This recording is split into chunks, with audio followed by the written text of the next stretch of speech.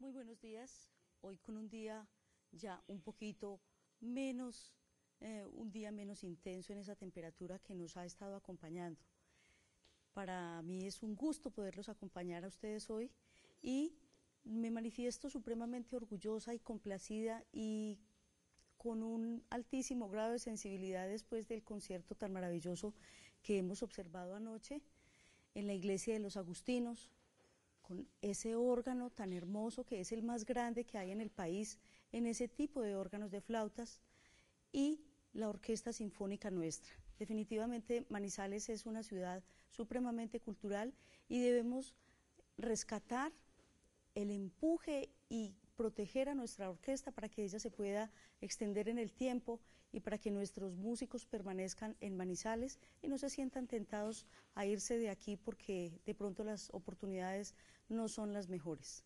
Hoy tenemos a una invitada muy especial. Tenemos a la doctora María Angélica de la Hoz Torres. Ella es una neuróloga que viene a acompañarnos a Manizales desde la ciudad de Bogotá. Ella ha realizado su magíster en el Hospital Militar. Doctora, buenos días. Para nosotros es un gusto muy grande tenerte aquí. Además que eres una mujer, además de hermosa, una mujer muy joven que nos viene a brindar a Manizales esa oportunidad tan importante en el aspecto de la neurología. Buenos días, muchas gracias por la invitación. El día de hoy pues queremos compartir con ustedes hablar un poco de los trastornos del sueño y específicamente de la apnea del sueño. Bueno, doctora, ese es un tema que de pronto ha comenzado a tener una relevancia grandísima porque cada vez en el ambiente mundial estamos encontrando nosotros cómo la patología del sueño está afectando el desempeño del ser humano. Entonces, ¿qué es el sueño?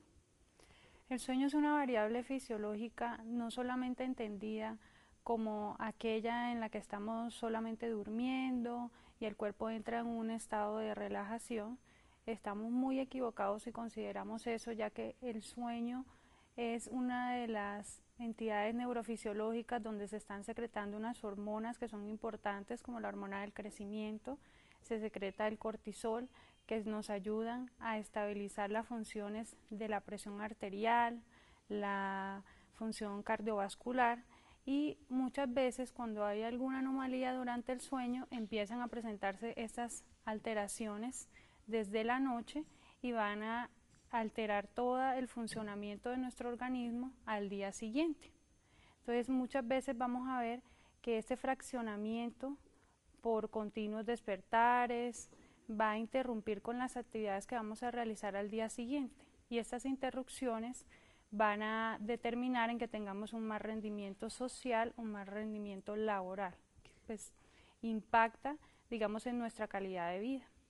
¿Cuándo el médico debe sospechar que el paciente comience a presentar una apnea del sueño?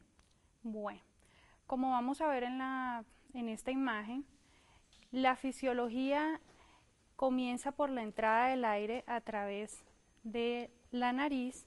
Vamos a ver cómo va pasando por el espacio hipofaringeo a través de la lengua y a través del epiglotis. Durante el sueño, fisiológicamente, sobre todo en las etapas de sueño profundo, la lengua va a producir un fenómeno de obstrucción, se va a ir hacia atrás cuando estamos dormidos boca arriba, y esto va, digamos, a dificultar un poco esa entrada de aire. Entonces, en los pacientes donde anatómicamente hay un cuello corto, un abundante depósito de grasa, vamos a ver que ese depósito va a hacer que esa base de lengua se vaya hacia atrás y produzca una mayor obstrucción. Entonces, desde ese punto de vista podemos tener que el paciente durante la fase inspiratoria, es decir, cuando tomamos el aire, se va a producir una obstrucción en ese punto y va a generar lo que es el ronquido.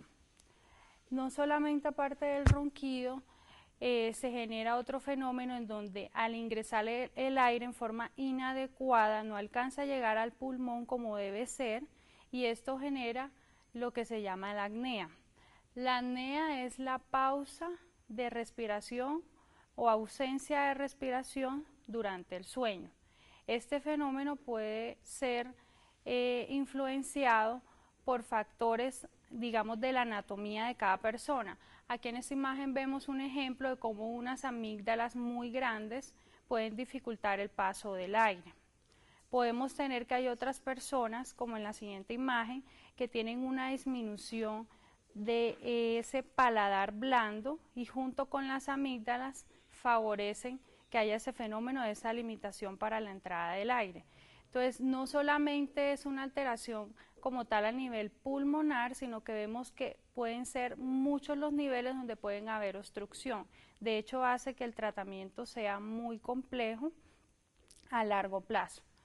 Las apneas del sueño usualmente las podemos registrar por medio de unos estudios diagnósticos, que ahí es donde cobra importancia dos estudios, que es la polisomnografía y la poligrafía respiratoria.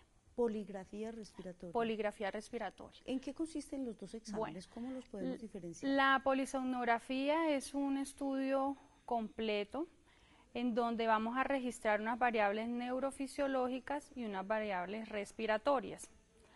En estas variables neurofisiológicas tenemos el primer segmento, que es donde vamos a ver un registro electroencefalográfico de cuáles son las etapas de sueño.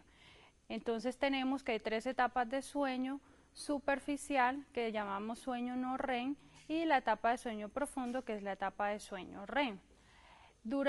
Cuando se produce el fenómeno de la apnea, en ese estudio polisomnográfico, como vemos aquí en la gráfica, tenemos un registro de la parte del electrocardiograma, tenemos un registro de la saturación de oxígeno, además de ello tenemos un registro de la cánula de presión, en donde nos hace, digamos, el registro de cómo sería ese flujo de aire.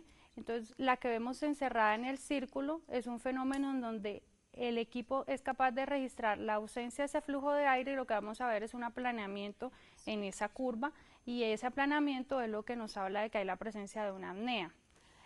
Podemos mirar en la parte superior cómo se observa que hay un alertamiento o un despertar. Entonces, comparando el polisomnograma con la poligrafía respiratoria, en la poligrafía es un estudio más sencillo en donde solo vamos a tener la medición de las variables respiratorias, la saturación de oxígeno y la frecuencia cardíaca. Doctora, vamos a recibir una llamada de un televidente. Buenos días. Buenos días. Buenos días. Yo tengo el problema del que ustedes están hablando. Sí. Y yo duermo con un CPAP y yo no siento ninguna mejoría. A mí ya me han hecho 2 exámenes de la polisomnografía. Sí, señora. Y además yo mantengo una flema acá en la garganta. Acabando de despertar yo siento mucho eso. Entonces yo quisiera saber si eso sería de pronto una de las causas. Además yo tomo mucha droga. Muchas gracias. Y cuénteme una cosita, ¿cuántos añitos tiene? Tengo 58. ¿Usted es enferma de la tiroides? Sí, doctora, tengo problema de tiroides y tengo problema de la presión y tomo mucha droga para la presión. ¿Está gordita? Sí, doctora, sí. Bueno, me encanta escucharla, muchas gracias. Muchas gracias a ustedes. Bueno, doctora, aquí tenemos un caso característico de un paciente que consulta porque de pronto llega al CPAP. Entonces, ¿qué pacientes son tributarios de necesitar este tipo de elementos? ¿Y qué es un CPAP? Bueno, interesante pregunta. Ya haciendo el diagnóstico de la apnea del sueño, entonces la vamos a clasificar si hay un índice de apnea hipoapnea mayor a 5, entre 15 y de 15 a 30. Entonces, los pacientes que son candidatos a esta terapia con CPAP, que es una terapia que se llama terapia de presión positiva continua de la vía aérea, que como estábamos viendo hay esa obstrucción, necesitamos introducir el flujo de aire a una presión mucho más fuerte de la presión intraabdominal para que entre, llegue hasta el pulmón y podamos tener una buena ventilación. Entonces, los pacientes que se les utiliza este tipo de tratamiento son pacientes que tienen por lo general un índice de apnea y hipoapnea que está por encima de 15 a 30, que estamos hablando de que hay una apnea del sueño en rango moderado a severo. En algunos casos hay el requerimiento de utilizar la terapia con CPAP en pacientes que tienen de pronto unos índices leves, pero son pacientes muy seleccionados. Como vemos en la figura, El CPAP es un dispositivo que se coloca al lado de la cabecera del paciente. Ya ahorita ha venido cambiando mucho, digamos, los dispositivos. Hay dispositivos más modernos, es como una especie de una grabadora, como lo vemos en la figura, en donde digamos, esa grabadorcita o ese equipo va conectado con un tubo de aire, con una máscara, que puede ser una máscara nasal o puede ser oronasal, o sea, puede ser solamente en la nariz o puede, digamos, contemplar nariz y lo que es la cavidad oral. En cuanto a la pregunta de esta paciente en particular, lo que habría que mirar es, uno, si el dispositivo que se le formuló es el adecuado para ella. Por lo menos, si ella no tiene un compromiso nasal, digamos su estructura del tabique, es un tabique centrado, ya podría adaptarse con una mascarilla nasal. Hay otros pacientes que toca la oronasal y el cambio de las máscaras sí influye en la adaptación a este tipo de dispositivos. Recordemos que es una presión alta que se le va, digamos, va a ir a entrar a la vía aérea. La idea es que hay unos dispositivos que vamos a tener disponibles a partir del otro año, si Dios quiere, en marzo, en donde ese dispositivo, cuando ya el paciente va a censar que el paciente está teniendo las etapas de sueño profundo para ingresar esa presión. El problema con la adaptación a este dispositivo es que si tú de entrada te lo colocas y tienes una presión muy alta, una presión de 10 o de 12, el paciente está todavía despierto y va a sentir la molestia. Entonces la idea con este dispositivo, que lo tendremos disponible el otro año, es que mientras el paciente se va quedando dormido van incrementándose las presiones lentamente y esto va a mejorar la adaptación. Lo otro es que hay que mirar los factores de la cavidad oral, a veces tampoco favorecen al colocar la máscara. Entonces vemos ahorita unos dispositivos, como vamos a ver en las imágenes, que son unas prótesis que las están manejando odontólogos. Este es el dispositivo de CPAP, que es uno de los de última generación, como vemos es muy pequeño, y el que viene nos va a colaborar, digamos, con la titulación lenta de esas presiones mientras el paciente se queda dormido. En la siguiente imagen vamos a ver las prótesis que se pueden utilizar, que nos ayudan, digamos, a tener una mayor apertura de esa vía oral, y esas prótesis se colocan en la noche y el paciente, colocándose su máscara, de pronto se adapta un poco mejor al dispositivo. Este es como un retenedor. Sí, es digamos como una especie de placa miorrelajante. Ajá. Pero entonces se hacen unas mediciones de unos ángulos para tratar de mejorar la apertura durante el sueño. Lo otro es que se están haciendo unas técnicas de avance mandibular, que eso ya sí es como un procedimiento más quirúrgico, para que el maxilar se vaya hacia adelante y al irse hacia adelante haya una disminución, digamos, hay una ampliación de ese espacio por donde va a pasar el flujo de aire. Bueno, doctora, esa es una patología que cada vez es más frecuente. ¿Y qué implicaciones tiene el peso con respecto a la evolución del paciente? Bueno, hablando un poco ya de las variables fisiológicas y anatómicas de cada persona, el peso sí influye, ya que entre más peso pues hay el riesgo de que ese cuello sea más corto, sea más grueso, y eso dificulte la entrada de aire. Si hay una obesidad abdominal, entonces no va a haber un buen trabajo de los músculos inspiratorios intercostales ni del diafragma, que es, digamos, uno de los músculos más grandes que nos favorecen durante la inspiración. Y el fenómeno es que cuando se toma el aire, en la faringe hay unos músculos que son dilatadores, en toda la hipofaringe. Esos músculos dilatadores son los que permiten que la vía aérea esté permeable para que ingrese el aire. Ya, si hay un aumento del diámetro del cuello, eso no va a favorecer a que ingrese el aire. Y fuera de eso, si hay obesidad abdominal, va a limitar mucho más la respiración. Otra técnica que se está utilizando, que es una técnica reciente, como vemos en la imagen, es la implantación de un dispositivo que es un estimulador del nervio hipogloso. Esa es una técnica que en Colombia se han operado 2 o 3 pacientes en Bogotá, en donde se coloca un estimulador que va por debajo de la clavícula subcutáneo, digamos debajo de la clavícula subcutáneo, y él manda unos impulsos eléctricos al nervio hipogloso, que es el que se encarga de toda la parte de los músculos de la base de la lengua. Entonces manda unas descargas continuas para que, digamos, estén todavía activados esos músculos y se favorezca la dilatación como tal de esa vía aérea y mejore el flujo de aire. Tengo que aclarar que esto es una técnica muy reciente, no la tenemos disponible en todo el país. Es una técnica que sirve y está indicada en pacientes seleccionados y que tienen solamente apneas obstructivas. Ya cuando uno hace, digamos, el estudio del polisomnograma puede determinar 3 tipos de apneas, si son centrales, si son obstructivas, si son mixtas, entonces dependiendo de ello puede utilizar esta terapia. El CPAP se está indicada en cualquiera de los tipos de apneas. Bueno, y ahorita las preguntas del millón, doctora. ¿CPAP está autorizado por el POS, sí o no? Sí, el dispositivo de presión continua vía aérea superior, CPAP, está dentro del POS.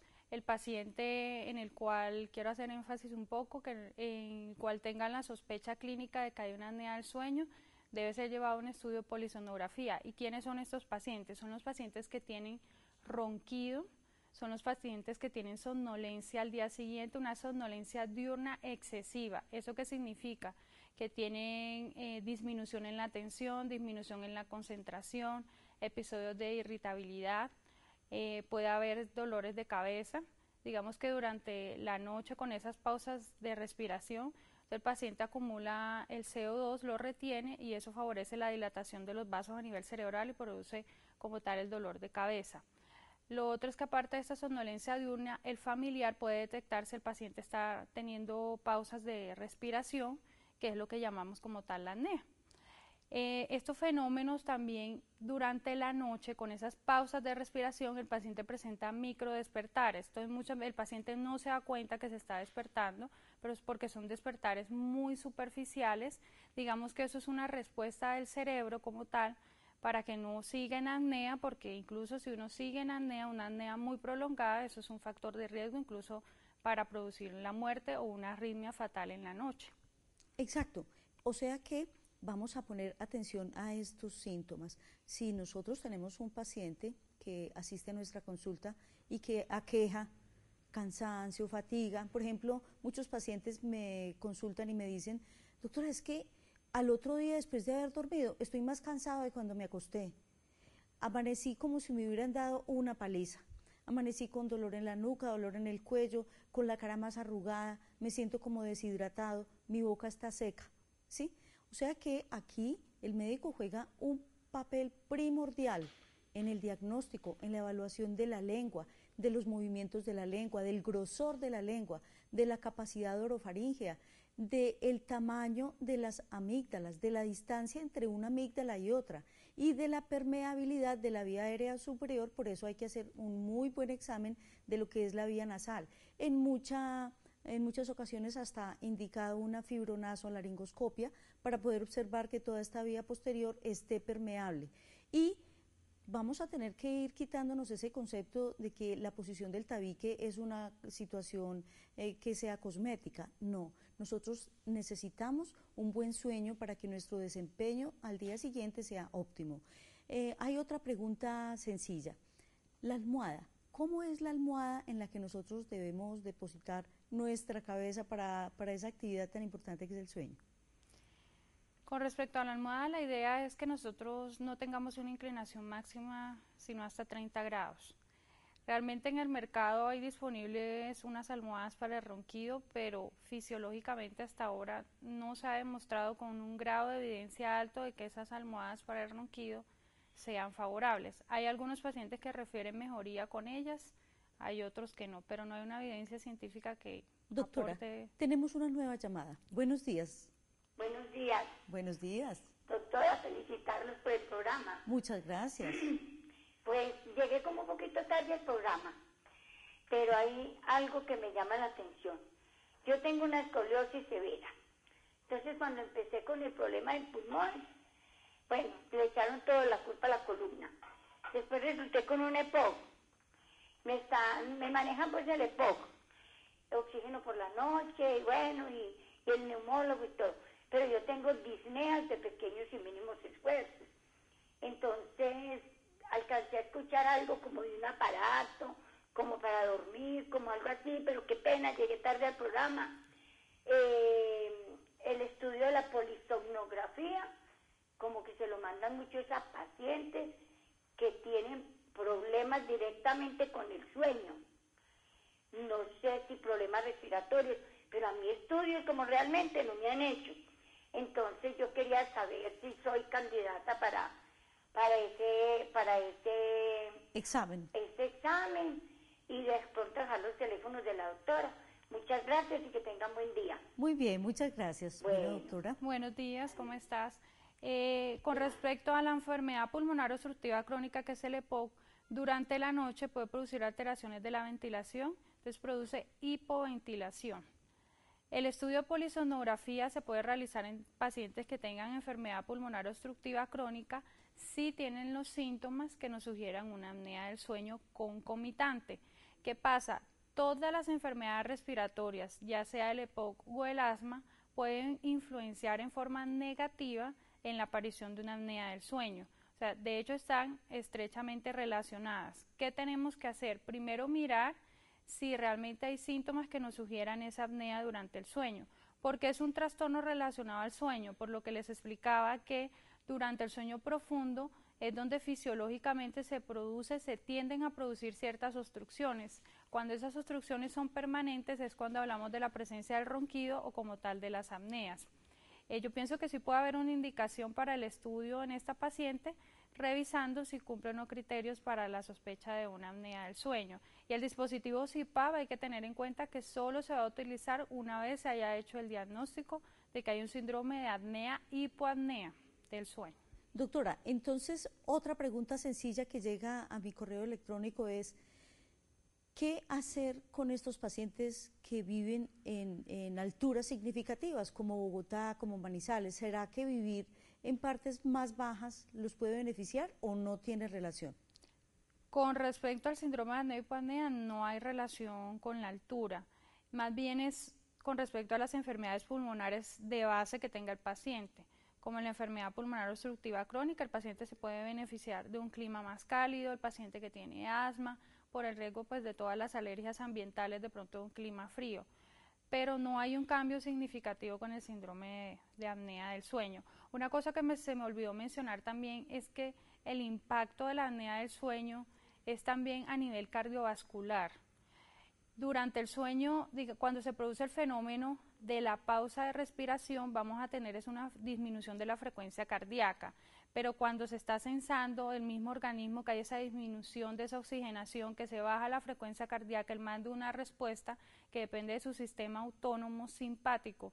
¿Qué hace ese sistema autónomo simpático? Favorece que haya una hipertensión arterial y favorece que haya una hipertensión pulmonar. Y esos son fenómenos fisiopatológicos que a largo plazo van a deteriorar de pronto las condiciones de un paciente si es hipertenso de base. Incluso afecta tanto a nivel cardíaco, que produce la liberación de una sustancia que se llama el péptido natriurético atrial, que esa sustancia actúa a nivel renal alterando, digamos, la inhibición de unas hormonas y puede incluso producir nicturia, o sea que el paciente en la noche también se puede despertar por hacer la diuresis, por ir al baño. Y esto va a generar una fragmentación en el sueño. Entonces esa es la sensación que tiene el paciente al día siguiente, de sentir que su sueño no fue reparador, que no descansó, y es por todos estos inconvenientes de esa fragmentación del sueño durante la noche. Y un paciente con una apnea del sueño puede tener múltiples microdespertares. El paciente no se da cuenta de esos microdespertares, realmente es el familiar. Y ahí es donde es importante el registro de polisonografía para ayudarnos con eso. ¿Dónde te podemos encontrar? Yo estoy haciendo la consulta de medicina del sueño acá en Manizales, en el Centro Médico Santa Elena, y en Pereira, en Neurocentro. Bueno, entonces aquí tenemos el teléfono de la doctora, el 313-494-6248. 313-494-6248. Para Doris Amanda Henao, y este programa ha sido un gusto muy grande poder acompañarlos, poder traerles esta información tan hermosa y tan valiosa, y le deseamos a la doctora Dora María Peñalosa Yabut, una excelente exponente de nuestro empuje colombiano en Italia, porque nosotros los colombianos somos gente buena, nosotros los colombianos estamos haciendo grande este país. Un abrazo a ustedes, los invito a que nos registren los lunes y los viernes a las 7:30 de la mañana. Les recuerdo que soy Doris Amanda Henao Serna, su médica cirujana colposcopista, mi celular 310-3900-856. Buen genio y a dormir bien. disminuyamos de peso, caminemos más, no contaminemos el ambiente.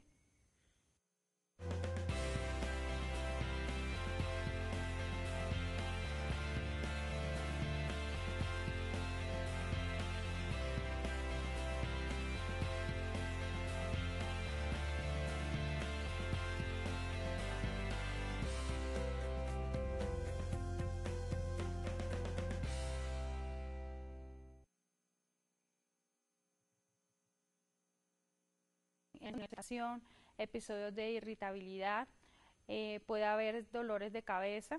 Digamos que durante la noche, con esas pausas de respiración, el paciente acumula el CO2, lo retiene y eso favorece la dilatación de los vasos a nivel cerebral y produce como tal el dolor de cabeza. Lo otro es que aparte de esta somnolencia diurna, el familiar puede detectar si el paciente está teniendo pausas de respiración, que es lo que llamamos como tal la apnea. Estos fenómenos también durante la noche, con esas pausas de respiración, el paciente presenta microdespertares. Entonces el paciente no se da cuenta que se está despertando, pero es porque son despertares muy superficiales. Digamos que eso es una respuesta del cerebro como tal para que no siga en apnea, porque incluso si uno sigue en apnea, una apnea muy prolongada, eso es un factor de riesgo incluso para producir la muerte o una arritmia fatal en la noche. Exacto, o sea que vamos a poner atención a estos síntomas. Si nosotros tenemos un paciente que asiste a nuestra consulta y que aqueja cansancio, fatiga, por ejemplo, muchos pacientes me consultan y me dicen, doctora, es que al otro día después de haber dormido estoy más cansado de cuando me acosté. Amanecí como si me hubieran dado una paliza. Amanecí con dolor en la nuca, dolor en el cuello, con la cara más arrugada, me siento como deshidratado, mi boca está seca, ¿sí? O sea que aquí el médico juega un papel primordial en el diagnóstico, en la evaluación de la lengua, de los movimientos de la lengua, del grosor de la lengua, de la capacidad orofaríngea, del tamaño de las amígdalas, de la distancia entre una amígdala y otra y de la permeabilidad de la vía aérea superior. Por eso hay que hacer un muy buen examen de lo que es la vía nasal. En muchas ocasiones hasta indicado una fibronasolaringoscopia para poder observar que toda esta vía posterior esté permeable. Y vamos a tener que ir quitándonos ese concepto de que la posición del tabique es una situación que sea cosmética. No, nosotros necesitamos un buen sueño para que nuestro desempeño al día siguiente sea óptimo. Hay otra pregunta sencilla. La almohada. ¿Cómo es la almohada en la que nosotros debemos depositar nuestra cabeza para esa actividad tan importante que es el sueño? Con respecto a la almohada, la idea es que nosotros no tengamos una inclinación máxima sino hasta 30 grados. Realmente en el mercado hay disponibles unas almohadas para el ronquido, pero fisiológicamente hasta ahora no se ha demostrado con un grado de evidencia alto de que esas almohadas para el ronquido sean favorables. Hay algunos pacientes que refieren mejoría con ellas, hay otros que no, pero no hay una evidencia científica que Doctora, aporte. Tenemos una nueva llamada. Buenos días. Buenos días. Buenos días. Doctora, felicitarlos por el programa. Muchas gracias. Pues llegué como un poquito tarde al programa, pero hay algo que me llama la atención. Yo tengo una escoliosis severa. Entonces cuando empecé con el problema del pulmón, bueno, le echaron toda la culpa a la columna. Después resulté con un EPOC. Me manejan pues el EPOC, oxígeno por la noche, y bueno, y el neumólogo y todo. Pero yo tengo disneas de pequeños y mínimos esfuerzos. Entonces alcancé a escuchar algo como de un aparato, como para dormir, como algo así, pero qué pena, llegué tarde al programa. El estudio de la polisomnografía, como que se lo mandan muchos a pacientes que tienen problemas directamente con el sueño. No sé si problemas respiratorios, pero a mí estudios como realmente no me han hecho. Entonces yo quería saber si soy candidata para ese examen y de pronto dejar los teléfonos de la doctora. Muchas gracias y que tengan buen día. Muy bien, muchas gracias, bueno, doctora. Buenos días, ¿cómo estás? Con respecto a la enfermedad pulmonar obstructiva crónica, que es el EPOC, durante la noche puede producir alteraciones de la ventilación, entonces produce hipoventilación. El estudio de polisomnografía se puede realizar en pacientes que tengan enfermedad pulmonar obstructiva crónica si tienen los síntomas que nos sugieran una apnea del sueño concomitante. ¿Qué pasa? Todas las enfermedades respiratorias, ya sea el EPOC o el asma, pueden influenciar en forma negativa en la aparición de una apnea del sueño. O sea, de hecho están estrechamente relacionadas. ¿Qué tenemos que hacer? Primero mirar si realmente hay síntomas que nos sugieran esa apnea durante el sueño, porque es un trastorno relacionado al sueño, por lo que les explicaba que durante el sueño profundo es donde fisiológicamente se tienden a producir ciertas obstrucciones. Cuando esas obstrucciones son permanentes es cuando hablamos de la presencia del ronquido o como tal de las apneas. Yo pienso que sí puede haber una indicación para el estudio en esta paciente, revisando si cumple o no criterios para la sospecha de una apnea del sueño. Y el dispositivo CPAP hay que tener en cuenta que solo se va a utilizar una vez se haya hecho el diagnóstico de que hay un síndrome de apnea-hipoapnea del sueño. Doctora, entonces otra pregunta sencilla que llega a mi correo electrónico es: ¿qué hacer con estos pacientes que viven en alturas significativas como Bogotá, como Manizales? ¿Será que vivir en partes más bajas los puede beneficiar o no tiene relación? Con respecto al síndrome de apnea-hipoapnea no hay relación con la altura, más bien es con respecto a las enfermedades pulmonares de base que tenga el paciente. Como la enfermedad pulmonar obstructiva crónica, el paciente se puede beneficiar de un clima más cálido, el paciente que tiene asma, por el riesgo pues, de todas las alergias ambientales de pronto de un clima frío. Pero no hay un cambio significativo con el síndrome de apnea del sueño. Una cosa que se me olvidó mencionar también es que el impacto de la apnea del sueño es también a nivel cardiovascular. Durante el sueño, cuando se produce el fenómeno de la pausa de respiración, vamos a tener una disminución de la frecuencia cardíaca, pero cuando se está censando el mismo organismo que hay esa disminución de esa oxigenación, que se baja la frecuencia cardíaca, él manda una respuesta que depende de su sistema autónomo simpático. ¿Qué hace ese sistema autónomo simpático? Favorece que haya una hipertensión arterial y favorece que haya una hipertensión pulmonar. Y esos son fenómenos fisiopatológicos que a largo plazo van a deteriorar de pronto las condiciones de un paciente si es hipertenso de base. Incluso afecta tanto a nivel cardíaco, que produce la liberación de una sustancia que se llama el péptido natriurético atrial, que esa sustancia actúa a nivel renal alterando, digamos, la inhibición de unas hormonas y puede incluso producir nicturia, o sea que el paciente en la noche también se puede despertar por hacer la diuresis, por ir al baño. Y esto va a generar una fragmentación en el sueño. Entonces esa es la sensación que tiene el paciente al día siguiente, de sentir que su sueño no fue reparador, que no descansó, y es por todos estos inconvenientes de esa fragmentación del sueño durante la noche. Y un paciente con una apnea del sueño puede tener múltiples microdespertares. El paciente no se da cuenta de esos microdespertares, realmente es el familiar. Y ahí es donde es importante el registro de polisomnografía para ayudarnos con eso. ¿Dónde te podemos encontrar? Yo estoy haciendo la consulta de medicina del sueño acá en Manizales, en el Centro Médico Santa Elena, y en Pereira, en Neurocentro. Bueno, entonces aquí tenemos el teléfono de la doctora, el 313-494-6248. 313-494-6248. Para Doris Amanda Henao, y este programa ha sido un gusto muy grande poder acompañarlos, poder traerles esta información tan hermosa y tan valiosa, y le deseamos a la doctora Dora María Peñalosa Yaú, una excelente exponente de nuestro empuje colombiano en Italia, porque nosotros los colombianos somos gente buena, nosotros los colombianos estamos haciendo grande este país. Un abrazo a ustedes, los invito a que nos registren los lunes y los viernes a las 7:30 de la mañana. Les recuerdo que soy Doris Amanda Henao Serna, su médica cirujana colposcopista, mi celular 310-3900-856. Buen genio y a dormir bien. Disminuyamos de peso, caminemos más, no contaminemos el ambiente.